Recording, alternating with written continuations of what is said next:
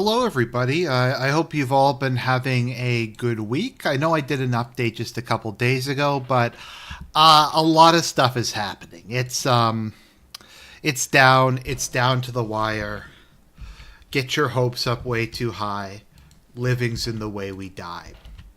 So we're going to be taking a look at a bunch of stuff. I will just give it a minute. I'm just going to post this to my social sites. But yeah, we're going to make some predictions. And I've been trying to hold off to make too radical or strong ones. But we'll see. We'll see. Maybe this is it. At least for this phase, if nothing else. Okay, let's see here. All right. Okay, let me just bring up chat. So let me know if my mic is a bit better quality, because I got a new stand. I figured out the issue was the stand I was using, so I have a new one, and it's much more stable and close to my face, so hopefully that'll work.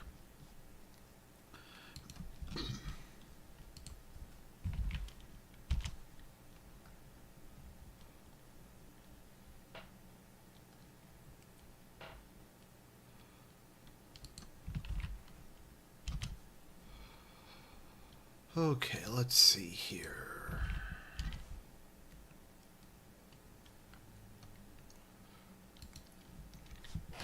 Oh, right, I should post this on Twitter as well. Yep, Twitter. Is there like anybody who calls it X? I don't think anybody calls it X. To be honest.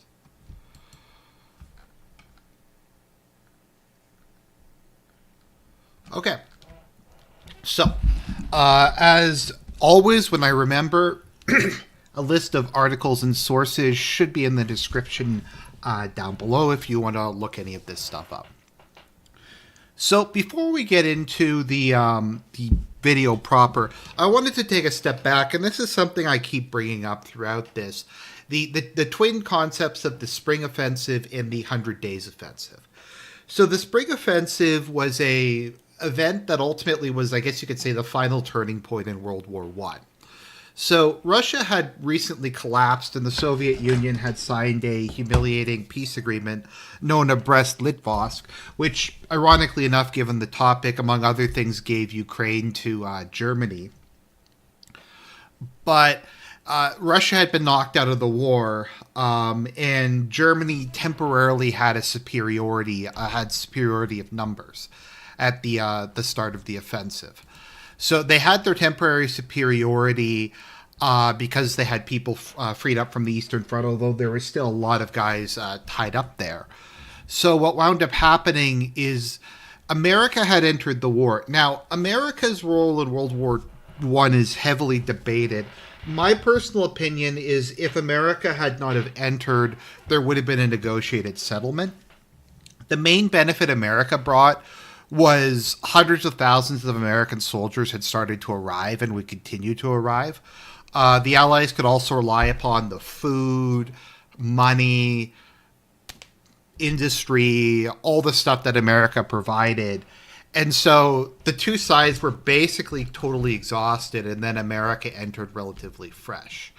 If you've seen the movie Waterloo, or played the Waterloo historical battle in Empire Total War, you'll see like what basically Wellington and Napoleon just fought each other to a standstill. I think by the end of it, maybe Napoleon was nominally in the lead because he had a bigger starting force. But what finally kind of was the coup de grace was Blucher coming in with the Prussians. So the Americans in this scenario, once again, ironically enough, are the Prussians.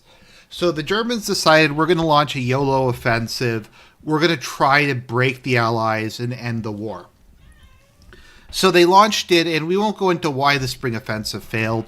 Lack of planning, unclear objectives, enemy was stronger than they thought it was. There's lots of reasons that the German Spring Offensive failed.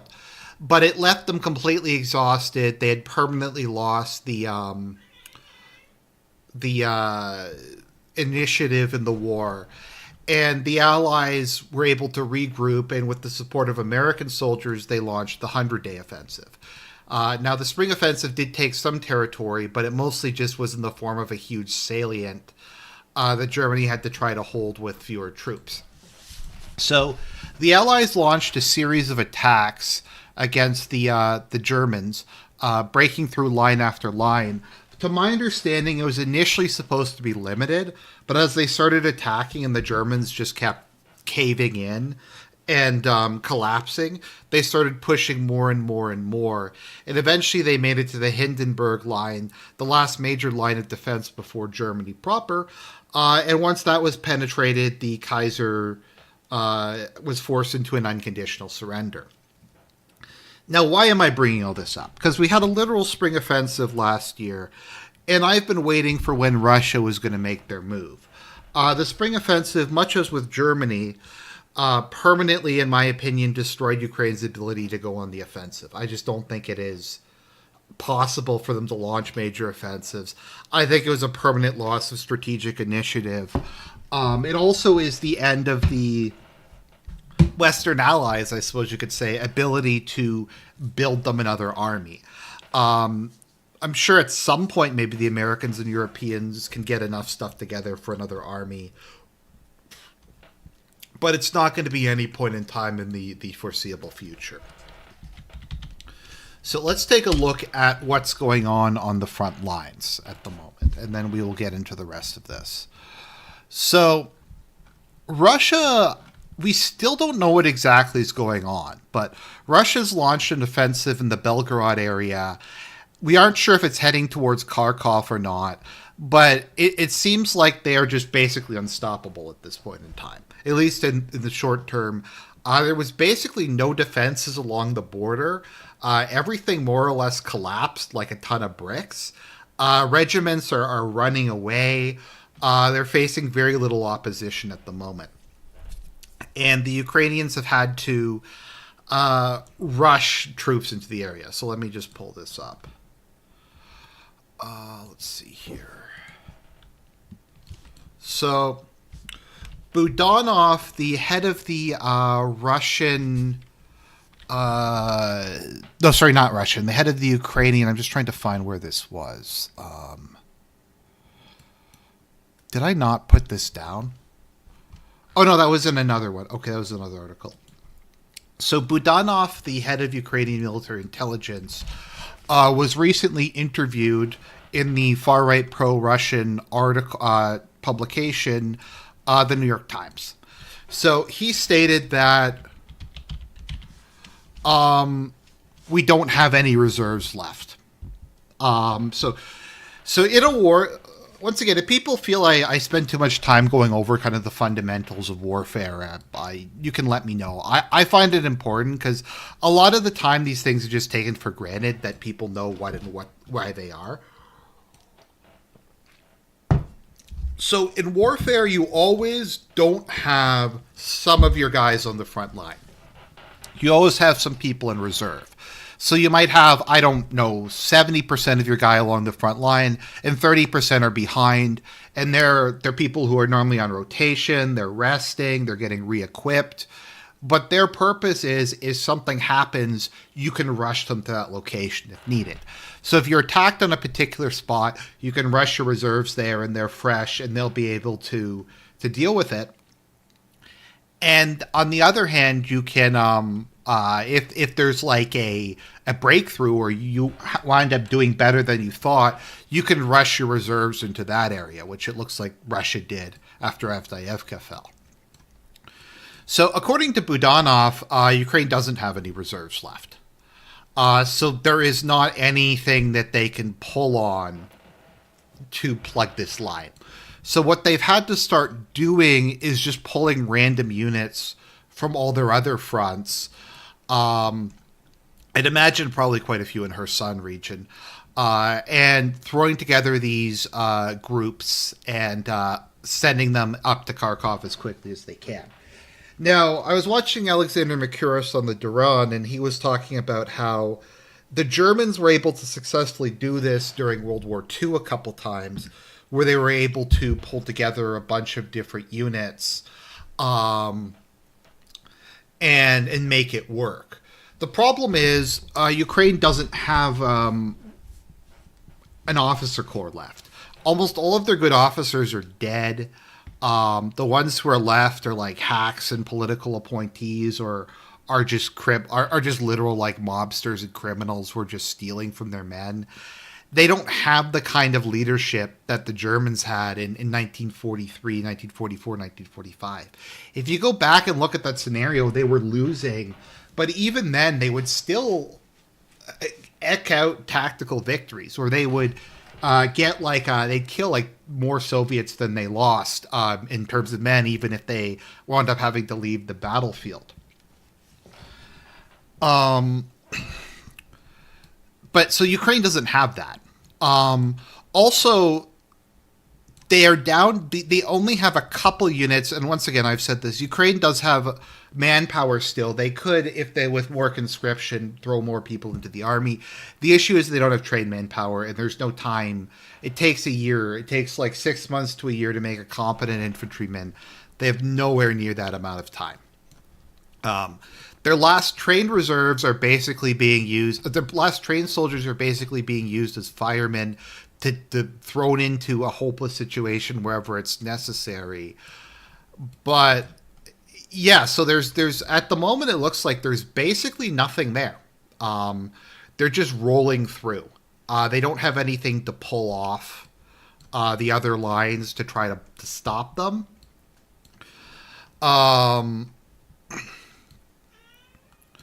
And Russia's advancing. Once again, if we look, there's attacks all across the lines. It looks like what Russia is doing is they're doing not necessarily a big air offensive, but they are attacking basically everywhere.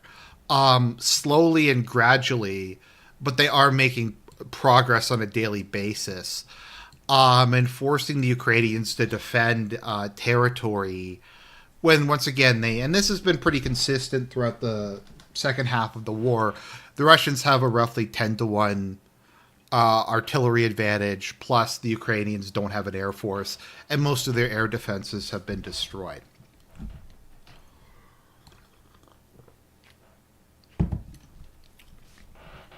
So that is the current situation. Budanov has started to point fingers.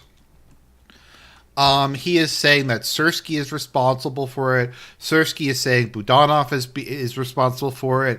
Zelensky looks like he's on suicide watch. I don't think I've ever seen him as like depressed and hopeless as he's been lately. But we have 2024 RG Award nominee finalist Tony Blinken to come there. And he's telling us that that it's gonna work. It's let's see, what did he say? Okay, Axios. Blinken visits Ukraine as Russian forces step up Kharkov assault. So, I returned to Kiev today to demonstrate our unwavering support for Ukraine as they defend their freedom against Russian aggression. So. What's Blinken saying? We're determined, along with our many other partners of Ukraine, to make sure that you succeed on the battlefield. We're equally determined that over time, Ukraine stands strongly on its own feet, militarily, economically, and democratically. So he said we need 2 air defense batteries for Kharkov, and then we're good. And this is something we've constantly seen, is they'd be like, well, if you just give us this bit more, we'll be fine. And if you just give us the 61 billion, and I don't really want to go over the 61 billion again. Most of it's not going to Ukraine. But Blinken said, like, we got your back, guys. We've got this. We've got this. So no, there's no reserves. There's no weapons. They're just kind of being thrown into the meat grinder. Now, I've covered this numerous times, but as Harry in the comments points out, that Zelensky claimed that, and we will keep going back to this because it is fucking crazy that he said that. He claimed that 31,000 Ukrainian troops have died in the last 2 years, back in February. That was it. That was it. The U.S. said it was way more than that. He said that 5 times as many Russians had died, which is not even possible. And this is post-spring offensive, too.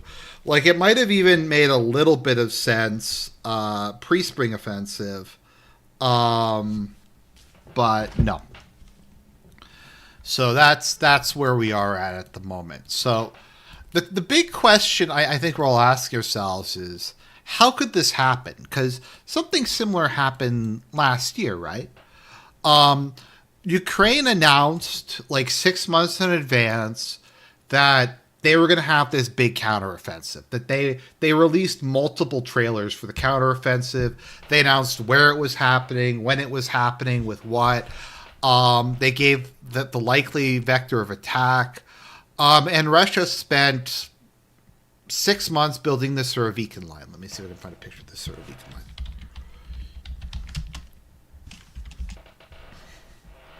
So the Surovikin line was a massive network of fortifications all across the front line.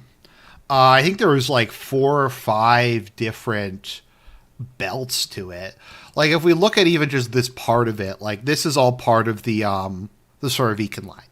So as you can see, it's multiple phases. There's layers of minefields. There's layers of dragon's teeth. There's layers of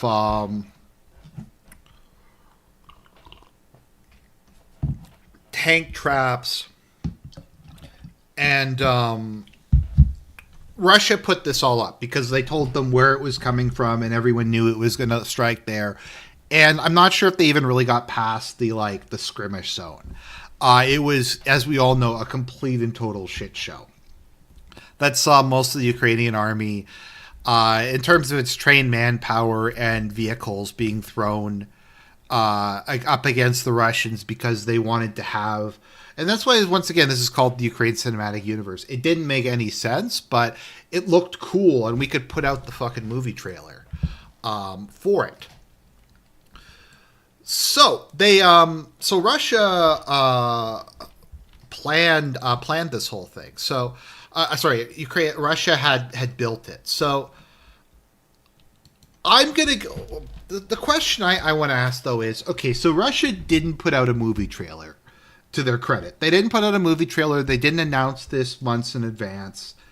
Thus,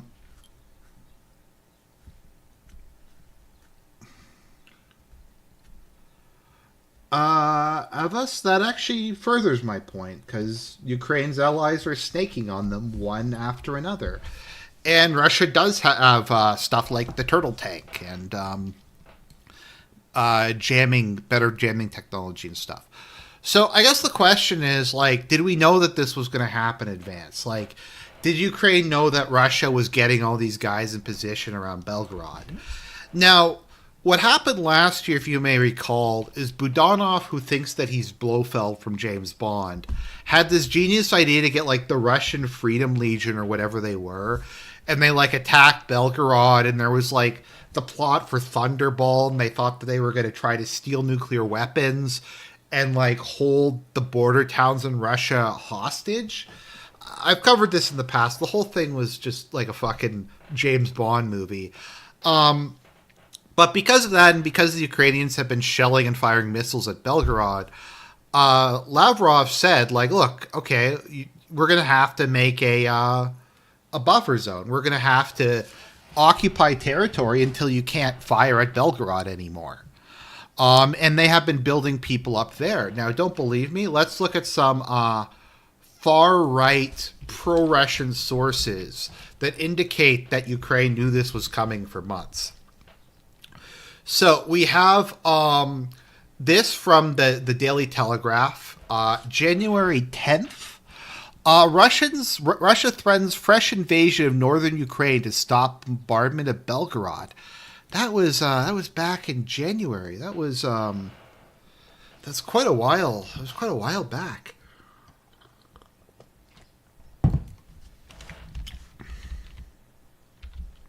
So this was announced that was going to happen. We'll just go through because there's a lot of them, and I think it's important to like address these because I know it's from a while back, but you have to realize how much the media sucks. Like they don't even take this stuff down off their website, which I don't know if that's a credit to them or not. So this is from January 5th. The armed forces of Ukraine are preparing for a new Russian offensive in Kharkov. Some media report that the possible start date is January 15th.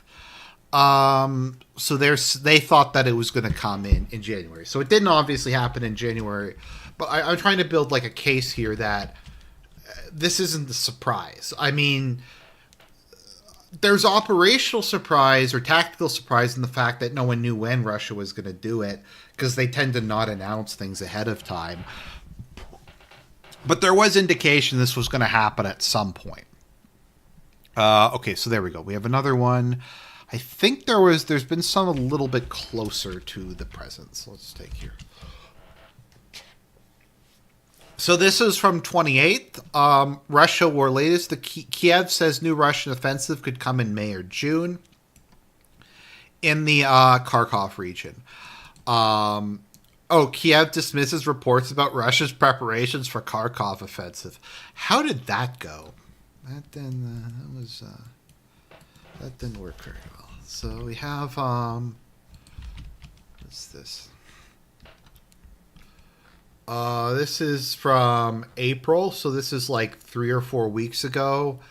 As Russia edges towards a possible offensive on Kharkov, some residents flee, others refuse to leave. So this was like a month ago. Once again, this thing was somehow like a complete surprise. And they're just kind of crumpling like tissue paper. This is from today. Russian offensive in Kharkov Oblast was not unexpected, according to the Pentagon. So they knew this was coming. Although we also have, conversely, this stuff from this, I don't know, this Amish pirate guy here. Russia doesn't have the forces for a new offensive on Kharkov. Trust this guy. Trust the Amish Ukrainian pirate. So, and once again, this is like, okay, this was from, I think today. They're claiming that no territory, oh no, this is from a couple days ago. No territory has been lost. What is this? This was from 2 days ago. Putin is forcing Ukrainians to fight for him. So, like, they're winning. We're winning, guys. We'll just throw this one up because this one's funny. It's over, boys. The Ukraine has destroyed the entire Russian fuel reserve. Russian army, like, it can't even move anymore. Let's see here. Pravda, Euromaidan Press. I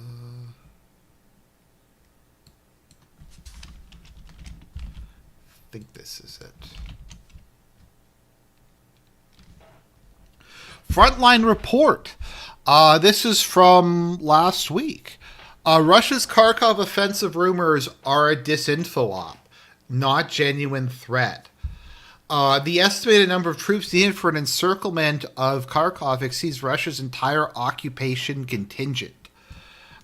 So basically, I guess what this article is saying is they believed that the information was coming from Russian bots, so they didn't act on it. But despite all this, we were told that they were getting ready, that there was, despite all this skepticism, Ukraine races to build 2,000 kilometers of defensive lines before Russia begins a new offensive. So this was back in March.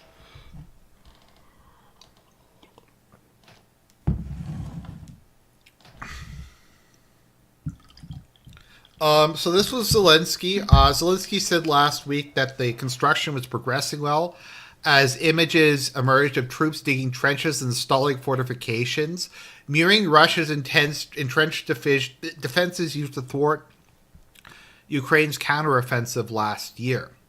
Building defenses over 2,000 kilometers was a massive task, the president said, but the pace is good now. I count on timely completion. So once again, this was back 2 months ago. So I don't know how long field fortifications take to build. Digging a trench probably doesn't take very long, but if you're going to put in stuff like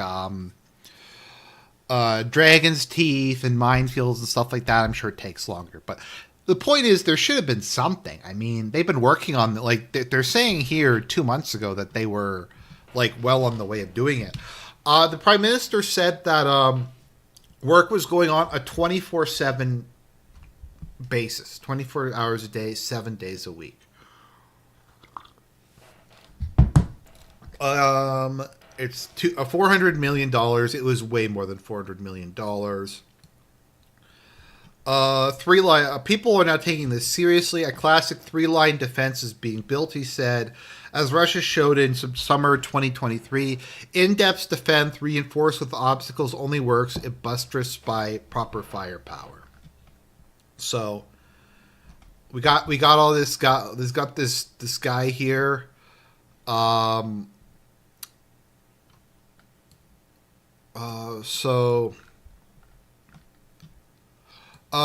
We have at least 2 to 3 months before the next large Russian offensive. Okay. So Zelensky said that. Now it's saying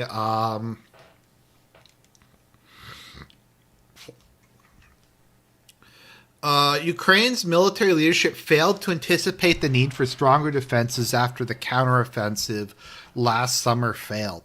How could they have once again, this is what happens when you believe your own propaganda.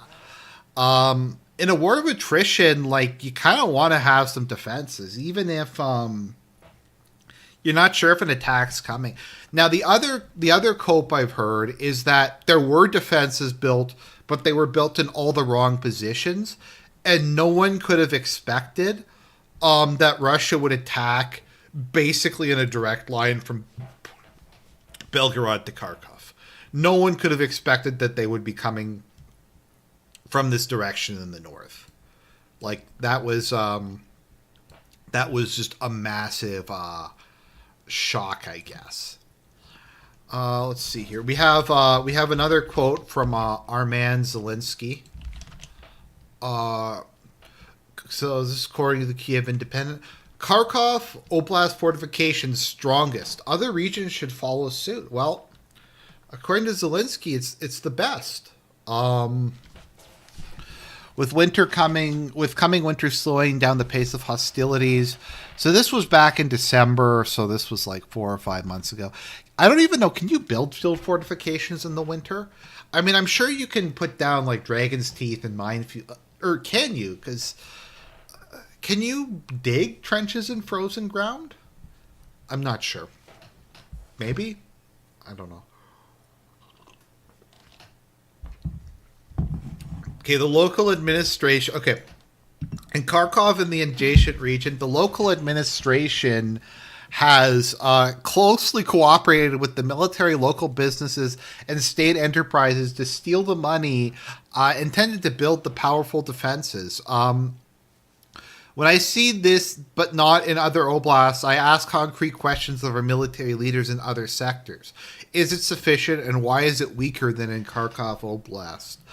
Let's see here. It said the military to unify level of fortifications in various sectors to reach the same standards, which is no standards. No standards whatsoever. So we also have some people saying this is the new Surovikin line. This is every bit as big as That was what Russia had. Like, we got this.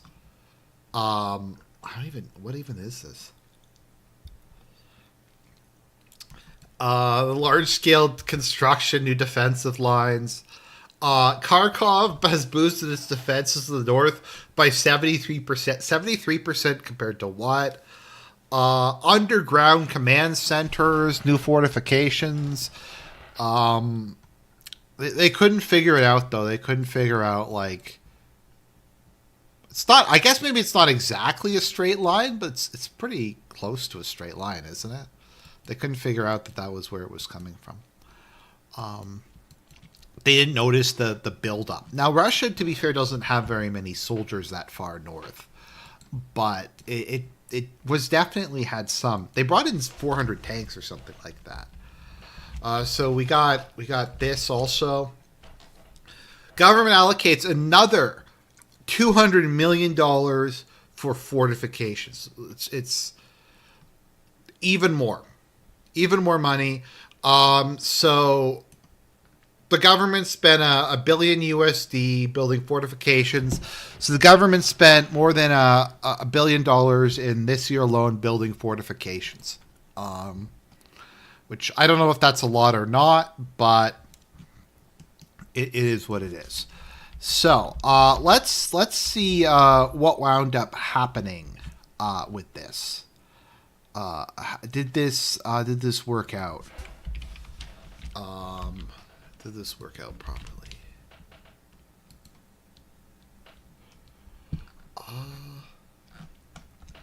Oh, this is another cope. Russia's having tactical success. So it's only tactical success, guys. It's only tactical success. It's nothing more than that. Let's see here. I'm just trying to find this. Is that the counter? Oh yeah. Russia's Kharkov push is slowed, guys. It's under control. I'm just trying to find the article on.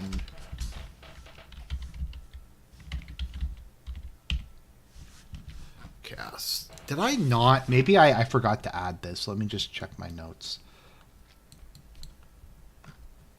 Okay.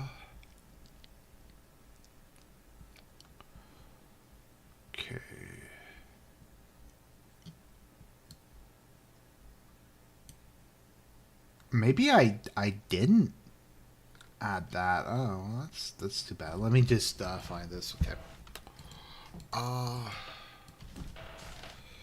Fortifications, Kharkiv.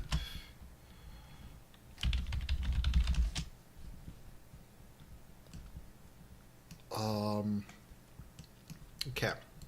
So this is according to far-right pro-Russia source BBC. The Russians simply walked in. Ukrainian troops in Kharkov tell BBC. Denis Yaroslavsky is angry. As the commander of a Ukrainian special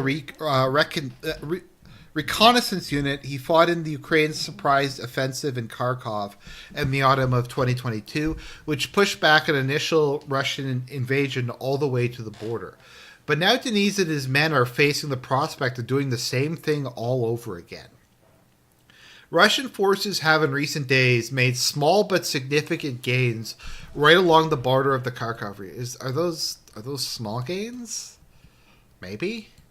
I don't know. I'm pretty sure that's probably more than they took in the entire like spring offensive, to be honest. And keep in mind, Deep State UA is like run by the Ukrainian Deep State, so it's not exactly a very pro-Russia source. Where was I? No, that's Bloomberg. Okay.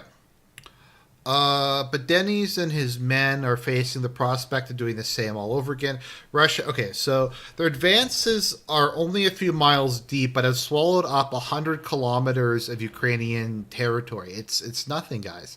And the more heavily defended east of Ukraine, it's taken Russia months to achieve the same. Russia now claims its forces have entered the border town of Vuvachansk, which Ukraine disputes. Denny's wants to know what happened to Ukraine's defenses. These are very good questions. There was no first line of defense. We saw it. The Russians just walked in. They just walked in without any minefields. He shows me a video of a drone feed taken a few days ago of small columns of Russian troops simply walking across the border unopposed.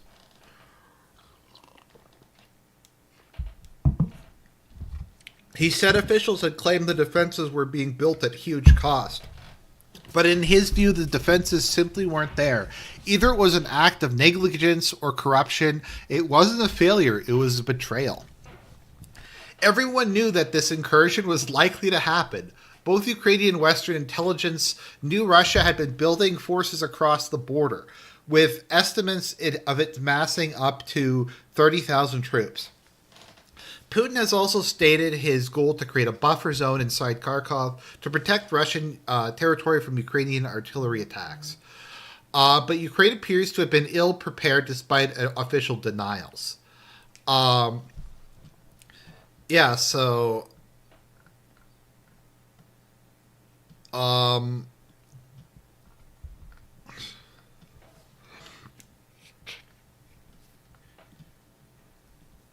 So yeah, there was nothing. There was basically no fortifications there. They spent the and now because somebody didn't build fortifications, we're losing people again. And once like this is funny and all, and this is like some third world corruption shit, but as I've said before, Zelensky doesn't deserve the Ukrainian army. He doesn't deserve it. Sirski doesn't deserve it. Biden doesn't deserve it. All these fucking assholes don't deserve the Ukrainian army. These men are out there in impossible situations, fighting a vastly superior foe. And while some of them have started to break and flee now, they have done more than anyone could have asked over the course of this war.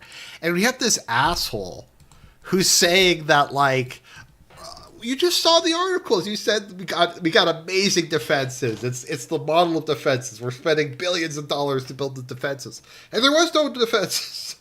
Literally, corrupt officials just stole all of it, and nobody noticed this. Once again, like they have to do something about the CIA. How does the CIA not know these things? Like, how could they not know that the defenses were not being built? I know that's a double negative, but they have satellite. Like, did nobody look through the satellite and go, "Hey, where's the tank ditches?" Literally, nobody like looked at any of it. The U.S. doesn't have spy planes or drones or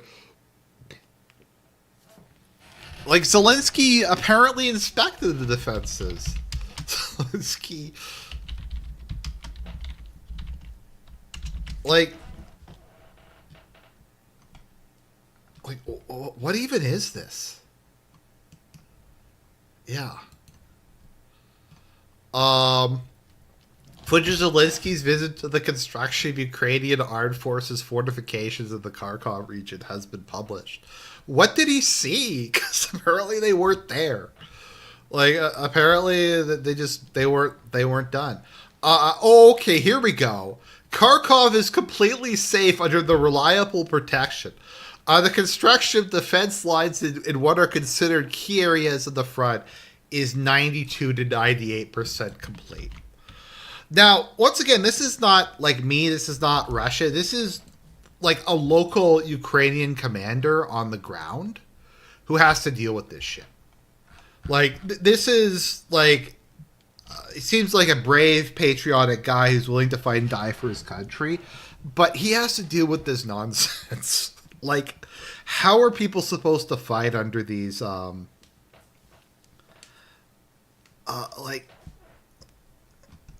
But my point, like, this isn't Russian dissent. This is the BBC interviewing a Ukrainian officer who said, yeah, there's no border fortifications. Like what? There's none. It's just, we're just gonna, like, roll through. What?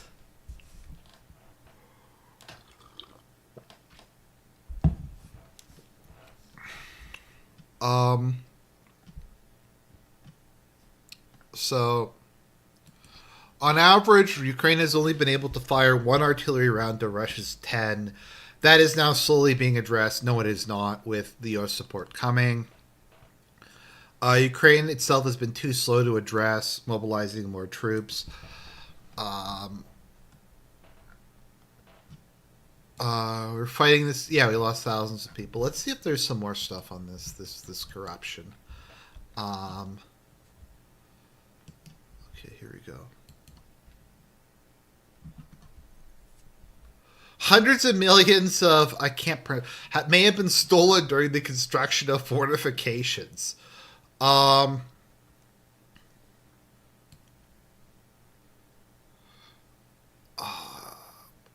the owners of the companies. Okay, so the owners of the companies. Okay, so let's see what they have down the rabbit hole for this. So this is a investigation. Okay, so have been stolen at the construction of fortifications.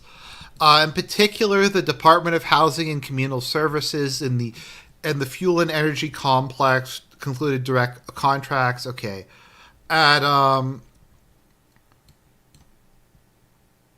okay, LLC Work Enterprise, Hertz Industry, Satis Bud, ATC. Okay. They all started earning. Okay, so I think that what they're saying is these companies were like registered, and then they immediately got like millions of dollars in no bid contracts. They all started earning millions a few months after registration, classically under direct contracts without any competitive procurement. There was no bidding. It so happened that the Kharkov OVA Department for Defense Procurement chose these newly registered the newly registered know-how of the firm and FOP. The owners of these companies did not resemble successful businessmen, and the businessmen have dozens of lawsuits from theft of whiskey to domestic violence against the man and his mother. Some of them were deprived of parental rights and had enforcements of proceedings for bank loans. Another interesting detail seems to be that these beneficiaries have no idea they are millionaires. After all, they continue to work alternatively in the fields or factories. So, what? So they set up like fake companies under the name of like random dudes who didn't even know the companies were set up in their name and gave them like hundreds of millions of dollars. It's like, it's I don't know, like if you're going to I'm trying to think. I'm not that. What are the large? Okay, let's see here. Or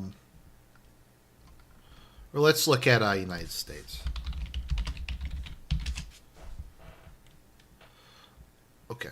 Well, so if you're gonna do a massive construction project, who are you probably gonna look at? Like, you're gonna go, okay, maybe like PCL or Ellis Dayton or Icon, or maybe look at like the people who have years of experience and the resources and the technical know-how that you who actually can physically make it happen.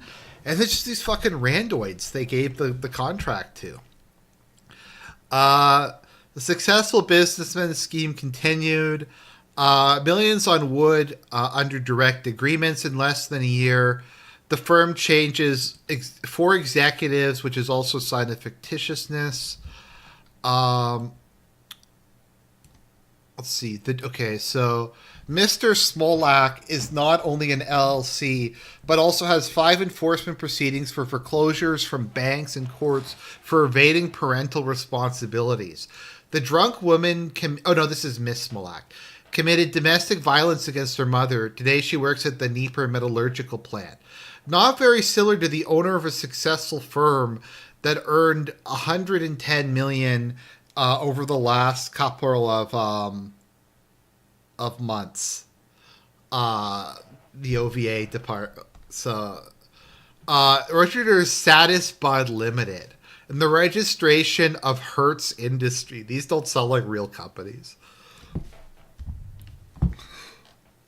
Yeah, like they might as well just hire. You're right, Donovan. Just hire Dima to do it. Just get like Dima and Defense Politics Asia and History Legends and get them to build the fortifications. They probably would have done a better job.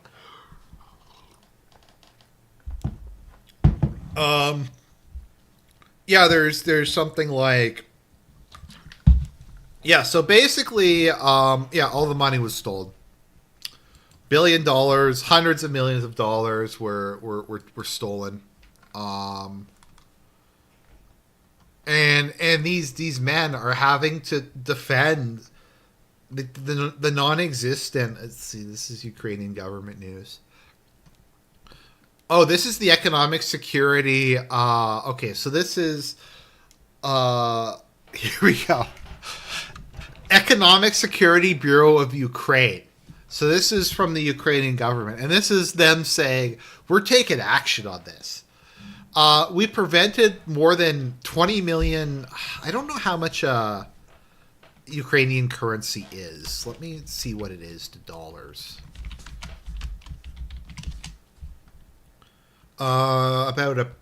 About 2 cents. So a US dollar is about 40. Okay, so about 2 cents. Okay. So that's about $10 million to the accounts of an individual entrepreneur who's registered on January 2024. The person has no relation to the construction. Outgoing payments to the individual's entrepreneur's accounts have been suspended. $10 million have been blocked. The ESBU detectives are taking further measures to prevent the embezzlement of budget funds allocated for construction of fortifications in the Kharkov region. They did a really good job, didn't they? They did one hell of a job stopping that money from being embezzled. Like you say it, but okay. Northern were divided to fake companies. This is Human Events, letting Russians walk right across the border. Anti-Corruption Association, millions of dollars were transferred to Kharkov OVA to front companies of avatars. Like, are we talking Last Airbender avatar or like Blue Cat people avatar?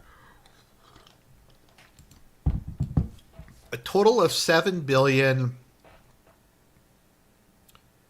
were spent there by Ukraine. That's, yeah, it's like $100 billion. I'm not, my math isn't the best at the moment. Okay, so here we go. Missing a massive betrayal. Okay, so there is no first line of defense. He told the BBC that government officials claimed to have built up the mines as the first line of defense at a huge cost. So there is supposed to be a minefield. The minefield wasn't there. The trenches weren't there. The dragon's teeth weren't there. Okay, so this is according to the Government of Accountability Office in the U.S. Reporting the lack of oversight on the funds going to Ukraine during the war. The GAO found in its report from March that the Defense Department is lacking in its ability to provide oversight on the resources being sent to Ukraine in the war. So, okay, so there's two options here. Or actually, there's three options. Okay, first option, Zelensky is just completely retarded. They took him there, they showed him this stuff, he thought everything was great. And then he told the Americans everything was great, and they just took him at face value. They did no investigation whatsoever. Number two, Zelensky is corrupt, which we know is the case, but he's more corrupt than we thought, that he knew the fortifications weren't getting built. He's getting the money to buy some property in Florida, along with other people. The $1 billion plus 10% for the big guy was embezzled. Maybe some of this money is going to Western firms, to BlackRock, to, I don't know, Halliburton, whoever you want to say.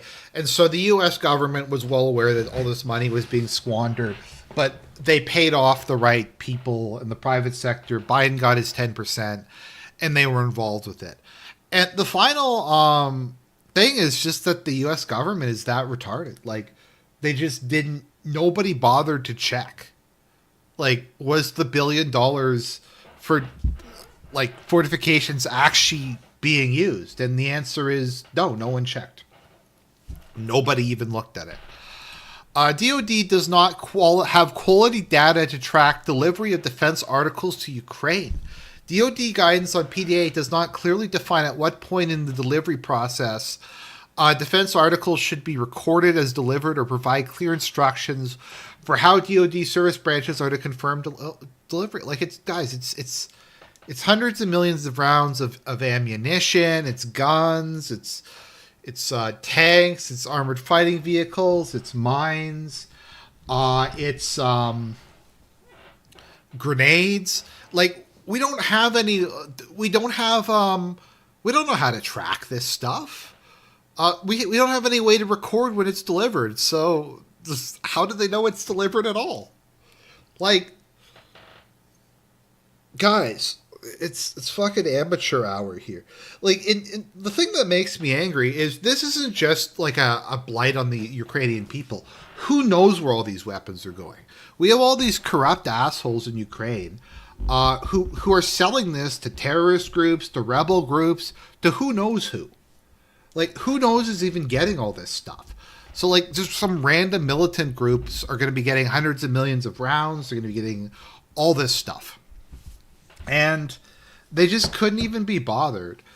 Yeah, so Amygdala points out that Hungary wanted oversight with their money, and look how the EU reacted.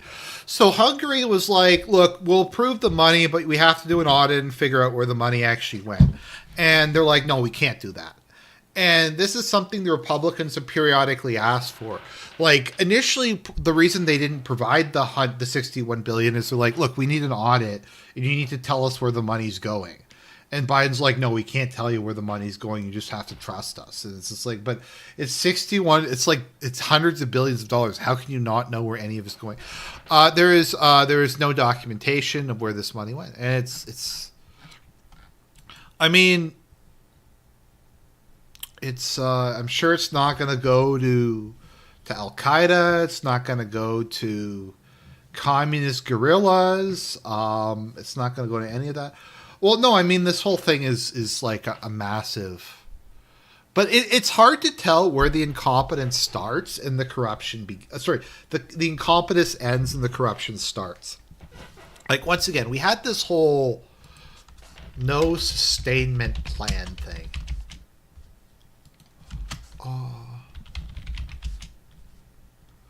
Yeah, so, like, the U.S. admitted, and we looked at the... Department of Defense. This is from the U.S. Department of Defense's official website.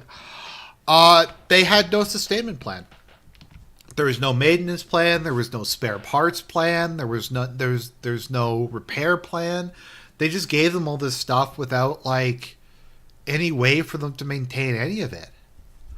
Like, it's just fucking crazy. And I guess that this is just like... But how much of this is corruption and how much of this is just, like, retardation? It's really hard to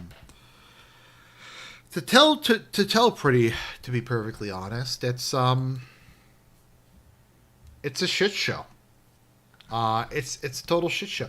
And once again, you have these boys out there who are having to fight under these... Like, you can't fight under these conditions. Like, they spent 6 months to, like, build non-existent fortifications, and now Zelensky and Budanov and Syrskyi and Biden and Blinken and all these assholes are like, no, you got to hold the Russians back. There's the fortifications. It's like, they weren't built. Well, just trust the plan. The fortifications are there, but there's no fortifications. I said, just trust the plan. The earth is flat. Patriots are in control. So that is the situation we're in, and I don't know if Russia is going to expand it. I don't know what's going to happen, but we've started to hear reports of Ukrainian units breaking and running, of there being more surrenders than normal.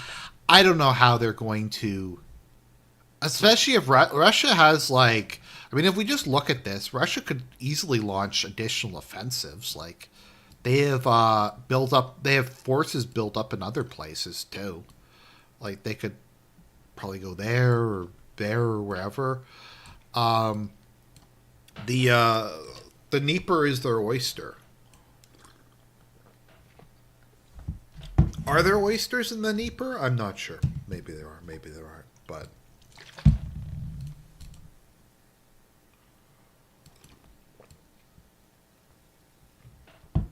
so that is what happened with that. Now we're gonna do a little bit of just a slight side note.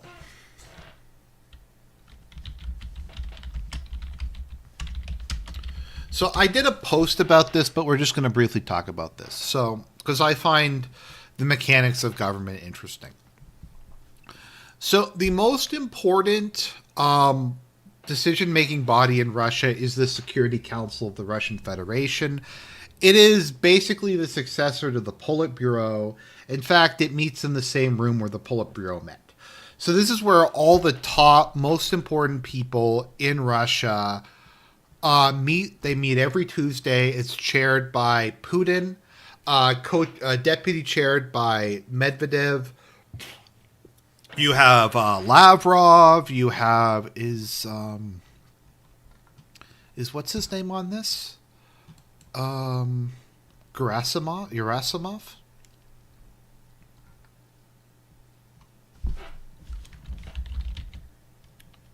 Yeah, Gerasimov. You have basically all of Putin's inner circle, all the most important people, all of the most important ministers run it, and that is where like the real decisions are made. So Sergei Shoigu, who interestingly is Tuvan, which he's the only like Tuvan person I think I've ever seen. But yeah, so he was recently moved from being Minister of Defense to being the Secretary of the Security Council. Now, this is portrayed in the West as being some sort of demotion or him being fired or Putin was mad at him. Now, Putin and Shoigu are like best BFFs. Let's see here. Putin and Shoigu. Like, they've gone on vacation together. Let me see if I can find the picture of them fishing.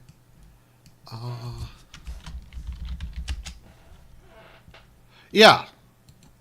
Like, yeah, they're like best buds. They like to go fishing together. And so the explanation is because they're like BFFs. This was like a demotion to make him like to save the humiliation. Now, Shoigu is now the Secretary of the Security Council. So to my understanding, he is in charge of the bureaucracy of the Security Council. So I think he's the one who implements the decisions made by it. So I think his position is roughly equivalent to the,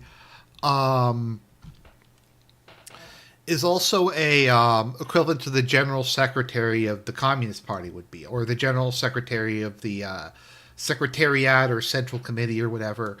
So he's been given that position. He's no longer Minister of Defense, though. Now, that's not exactly a demotion. He's also been granted, I'm trying to see what the other, I'm trying to remember what it was. It was another post he was given. Maybe, Constantine, was it deputy head or of the Military Industrial Commission? It was something like that.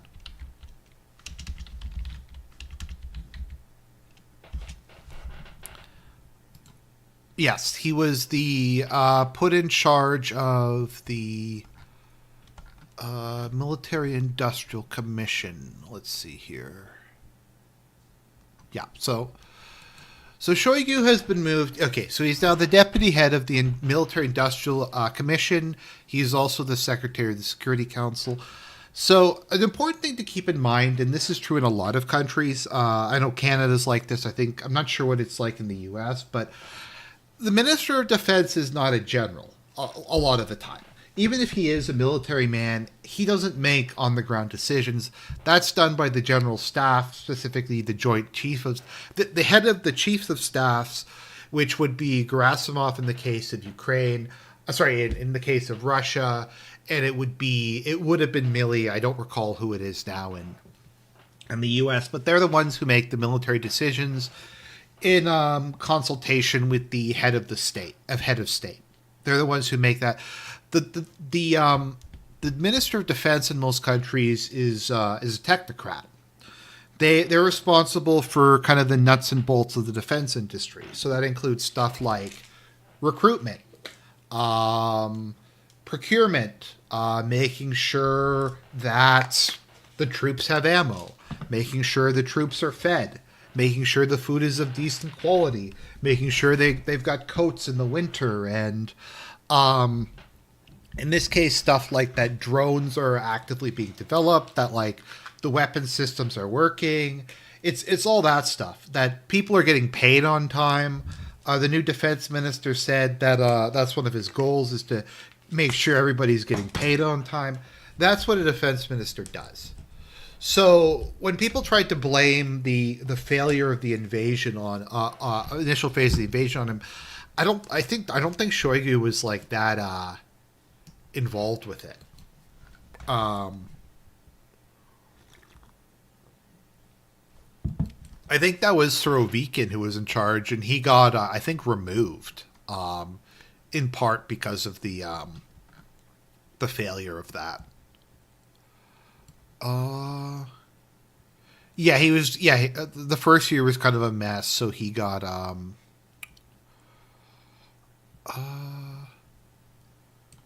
see who preceded him. I'm just trying to find the Yeah, but yeah, so Shoigu was not in charge of that. Other people were demoted or moved around because of the failure, but that wasn't really his job. So Shoigu is basically now in charge of the military-industrial complex of Russia. And so is that a demotion? Is that a promotion? I don't know. Now, it's important to keep in mind that Lavrov and Shoigu wanted to retire. Shoigu wants to go back to Central Russia and fish and hike and paint and do woodwork and stuff like that. Lavrov is an older man too. They both just kind of are tired of the whole thing, but they're friends with Putin, and Putin asked them to stay on because they're indispensable. In particular, Lavrov, who is generally considered, and maybe you can correct me in the chat, Constantine. Lavrov is considered to be one of the best diplomats in the world, right? Like one of the by far most competent foreign ministers in the world. And Putin didn't want him to leave until this thing was resolved, so they agreed to stay on. So the point is, you could view this as Shoigu not having to deal with the minutiae of the Department of Defense. He can go and he can start working on the military-industrial complex, making sure that the stuff is running okay. His background is engineering and administration. It's not actually in the military. He has a military rank because he was Minister of Defense, but he's not a military man. So the new person who has replaced him is Andrei Belousov. Now, he is, by all accounts, an incredibly brilliant man. He's held a number of posts over the years. Basically, so he's an economist, but it's more than that. It talks a bit about it here, but he helped to develop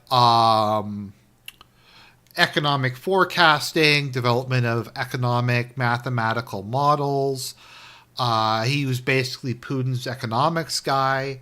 I think in particular over the last decade or two, he's been the the main the guy Putin's been listening to, and Russia's economy has been doing very well for the last decade. They moved away a lot from dependence on fossil fuels. They managed to weather the sanctions.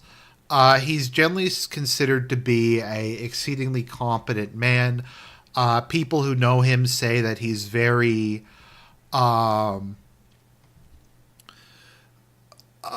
personable, that people like him. Did you check the video of Blinken performing at a nightclub in Kiev? No, we'll check that in a minute. Thank you, Hunger the Dye Merchant, for the donation.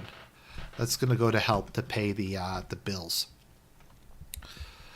So, and once again, people are like, oh, well, they're putting this dude who hasn't served in the army in charge of it. I'm like, well, but he's known to be an extremely effective administrator, an economist, and math guy. And those are all things that, if your job is to make sure you're getting stuff to the front line in an economical fashion, and that the stuff is arriving on time, I mean, he sounds like the kind of guy who you'd want to do that. It doesn't really seem like... My point is, in the West, they've been covering this as like Shoigu has been demoted, he's on his way out, he's only saved, like, Putin hated him. No, Putin loved him, so he didn't get fired. Everyone thinks he's incompetent. Now, Prigozhin hated Shoigu, but Prigozhin is Prigozhin. And Prigozhin was an egomaniac, so I don't really think that is adequate evidence of anything. But it's portrayed as being some sort of like massive shake-up, and this shows that the Putin administration is collapsing, and there's dissension at the top because, like, two people got moved around. I think the previous secretary, I'm trying to look it up. I'm trying to remember.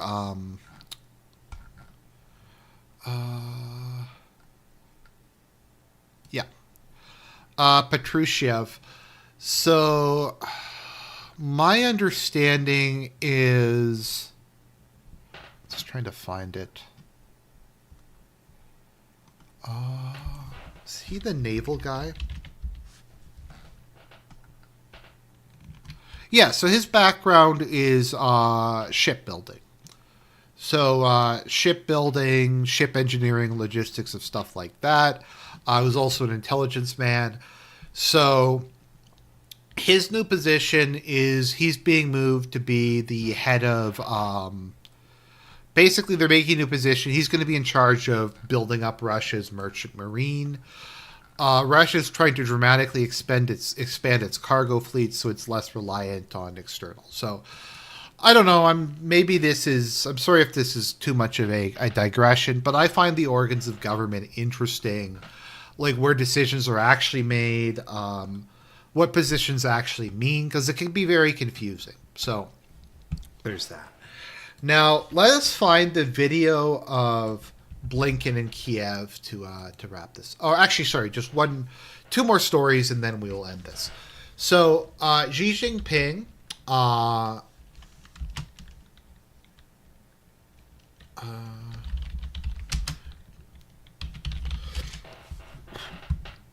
went to Hungary and Serbia. And they rolled out the red... Let me see if I can find if there's video of it. So Xi went to Europe. He met with China's friends there, Hungary and Serbia. I'm actually substantially more pro-China than I was like a week ago, because he's basically promised to help them out. So Xi Jinping. And once again, I think it's important to look at this and to compare this to the reception that people got elsewhere. Like when Schultz went to China and they had like the deputy mayor or whatever greet him. Let's see here. So yeah, you have the okay. This doesn't show it very well. Okay, so you have the car with the Chinese flag. I'm just trying to see. Um, yeah, they have like a band. The president of Serbia went out to meet him personally. Um, Xi talked about how there's an ironclad friendship. They have all like the blonde girls waving Chinese and Serbian flags. Um, like I just want to point this out because whenever Blinken goes to place now, he gets greeted by like some random rando, and uh, and basically humiliated. And like when she goes to Serbia, like the president of Serbia immediately greets him. They have like a band. They have all these other guys. They have like the people dancing. Um, and likewise, the so Xi was there to commemorate the 20th anniversary of America blowing up the Chinese embassy in Belgrade during the Yugoslav war. Now, Serbia recently there was an attempted regime change there earlier this year. And Serbia is, I think, starting to realize maybe joining the EU isn't a good idea. It is universal in Serbia, no one wants to join NATO. I think it's something like 80 to 90% wanted to join NATO. Is against NATO membership. So he showed up there. She's like, we're going to do lots of business with you. Part of it is China doesn't ask these people to do all the shit that America does. Like, she goes there. He expects to be treated like an emperor. He expects like to be shown due respect. They show him due respect. He's like, okay, we could do business together. You're a friend now. Do business with us.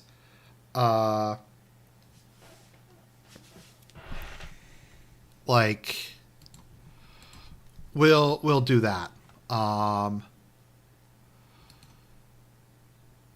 So yeah, like once again, it's and she's like, okay, we aren't going to demand that they take in like 1 billion Somalis, that you legalize gay marriage, that you do all this shit. We just want to do business with you. We want to sell stuff to Serbia. We want to import stuff from Serbia. We want to be friendly. That's about it. Now, is this stuff all cynical? Is China making this alliance to try to undermine America and Europe? Yeah, I mean, 100%. But, Saint Javelin. What is this? Okay, here we go. Let's see. What is this shit? What the fuck? Oh, I had already decided on the cringe for the year.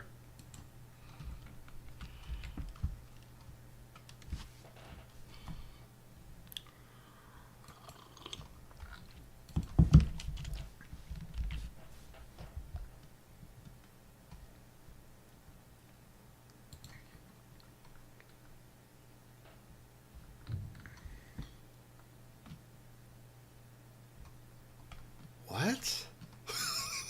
What? Okay.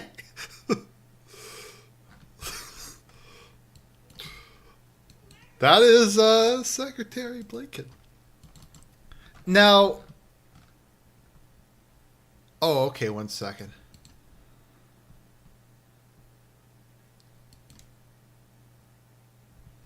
So, to be fair, okay, I'm just going to show you a okay.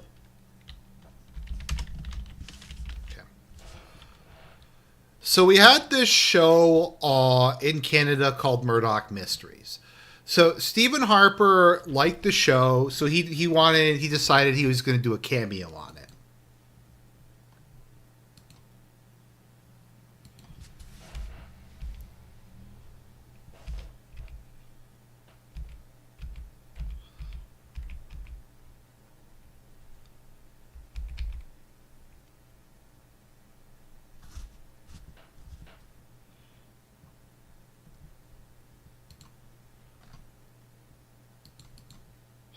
Oh wait. Oh, sorry. Is the audio not working? Oh, okay. My bad. I'm sorry. I'm sorry, ladies and gentlemen. That's uh, that's a failure on my part. You clearly don't know the first thing about hockey. Sometimes I wonder why I even thought. I'm here to speak to Detective Murdoch. And you would be? For the love of Pete Armstrong, it is the Prime Minister, man. It's a little bit of irony there. Yeah, so like Harper did a cameo on Murdoch Mysteries, which I thought was like kind of it didn't bother me. Like that I thought was like funny and self-aware compared to this.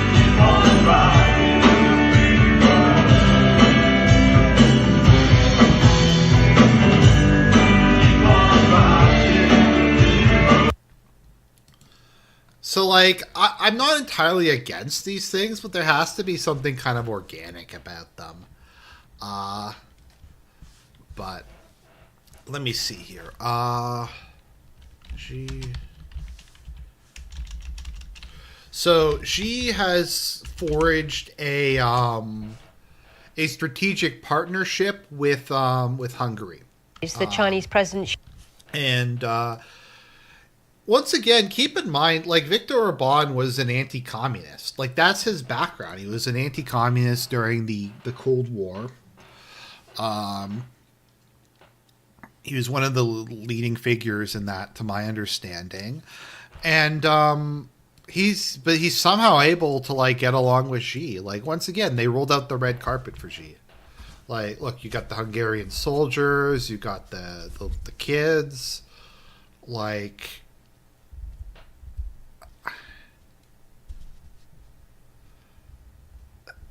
They rolled out the red carpet for Xi. Like, regardless of what you think, like this is good optics. Like this makes this like okay. Viktor Orban's there with the foreign minister saying hi to him, giving the flowers. Compare this to like when Blinken goes somewhere, or stuff like that. China comes with investments. The UK comes with lectures. That's amazing. Did he actually say that? Let me see if he actually said that.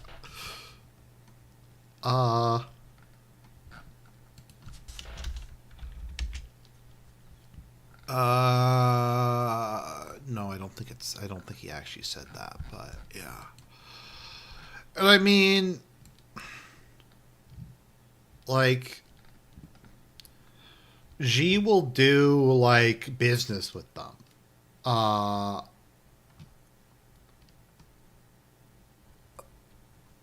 I think it's good optics for China. Okay, so because like this is a big W for China. Like they arrive there, like they're greeted, and then we have once again Schultz.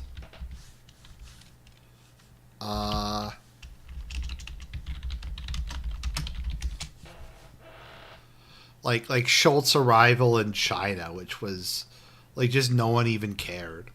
Let me see if I can find it. Like, I think yeah, like he got off. I don't think anybody met him. I think it was like the deputy mayor of the city he was in.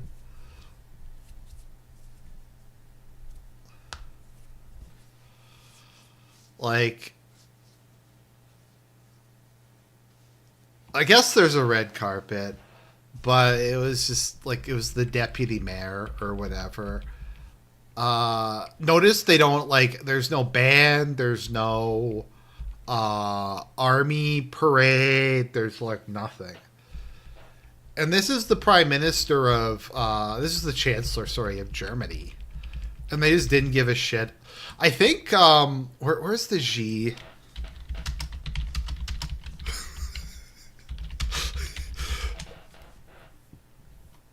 I'm trying to find the clip of Xi asking when this asshole's leaving.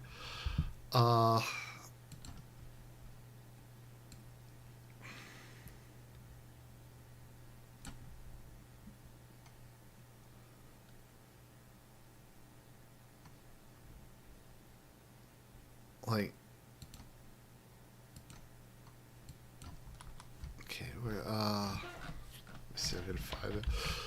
By the way, I'm gonna spoil a I'm gonna spoil one something for you guys. Anthony Blinken is going to be the RG Award winner for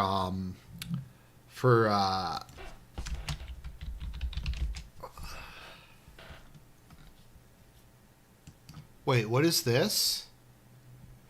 He has amateur guitarist on his profile? Okay, well, he is lolcow for the year. Like he is lolcow for the year. He gets that award. Here we go. Here's the clip from Sputnik. Like, did she look happy? When will he leave? He's leaving this evening. Good afternoon，主席好，很高兴见到你。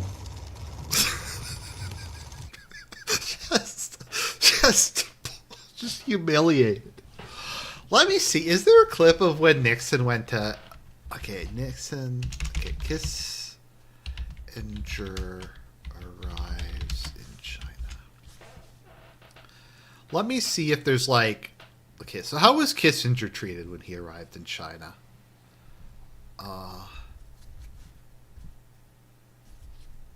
see here.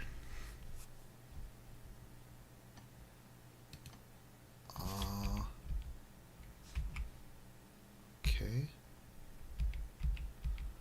I mean, looks like it's showing lie. We had like once again. Do you think that